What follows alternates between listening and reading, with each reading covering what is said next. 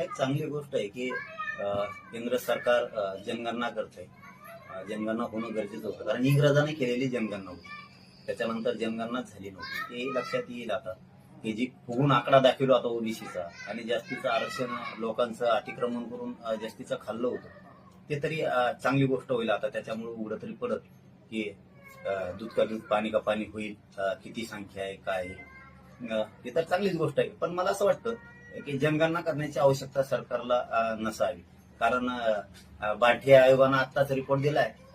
त्या जरी शिफारशी लागू केल्या तरी पण भागतायत. काय जनगणना करण्याची आवश्यकता नाही.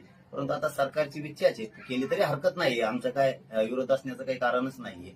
आणि हे करत असताना मात्र जी आयोग गठीत केला जाईल, आता जी समिती असेल जे काय असेल, त्याच्यावरती लोक मात्र निष्पक्षपाती काम करणारे असले पाहिजे.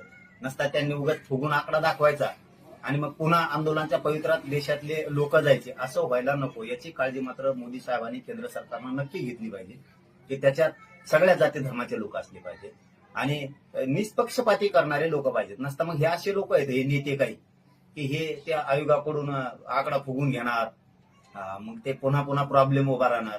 त्याच्यामुळं जसं बाठे आयोगानं काम केलं होतं निष्पक्षपणानं आणि स्वच्छ चांगलं काम केलं होतं, त्या शिफारशी सुद्धा लागू करायला पाहिजेत. पण आता जर नसल्या करायच्या, तर येणाऱ्या आयोगात तरी किमान चांगले लोक असणं आवश्यक आहे. त्यांनी कुठेही जाती भेद करता कामा नये. खरी संख्या त्यांनी समोर आणली पाहिजे. आणि त्याचबरोबर कोटा सुद्धा त्यांनी आता वाढवला पाहिजे. आरक्षणाचा कोटा सुद्धा 72% ओबीसीचा करायला पाहिजे त्यांनी. कारण हे सुद्धा आवश्यक आहे करणं.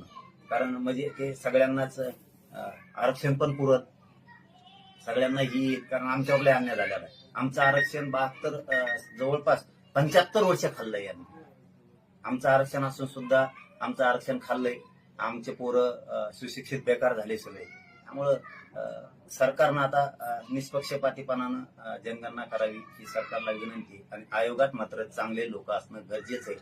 आणि जर माझी पुन्हा तेच म्हणणं आहे की एखाद्या वेळेस जनगणना करायची सुद्धा गरज नाही. बाठी आयोगाच्या शिफारशी जरी लागू केल्या तरी पण सगळ्याला न्याय योग्य मिळेल.